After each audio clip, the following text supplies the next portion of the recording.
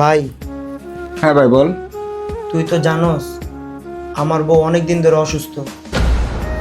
ওর পায়ের অপারেশন করতে হইব, কিছু টাকা লাগবে, কিছু টাকা দিতে পারবি? তোর একটা কথা বলি ভাই, শোন। বিয়ের কিছুদিন পর থেকে দেখলাম তোর বউ অসুস্থ। বাসা বাড়ি যত কাজ আছে সব তুই একা করস। তোরে একটা কথা বলি, তুই অসুস্থ বউ রাইখা নতুন আরেকটা নিয়ে আয়। যত টাকা লাগবো আমি দিব, কিন্তু এই অসুস্থ বউয়ের জন্য আমি এক টাকাও দিতে পারবো না। থাক, তোর টাকা দিতে হবে না, তাও কখনো এইসব কথা আর বলবি না। বউ, তুমি চিন্তা করো না, তোমার পায়ের অপারেশনটা তাড়াতাড়ি করে ফেলবো। তুমি ভাইয়ার কাছে টাকা চাইতে গেছিলা না? ভাইয়া তো ঠিকই বলছে, বিয়ের পর থেকে তোমার জন্য আমি কিছুই করতে পারি নাই। প্রতিটা স্বামীরই কত স্বপ্ন থাকে। তুমি একটা কাজ করো, তুমি আমাকে ছাইরা তুমি নতুন করে সংসার করো।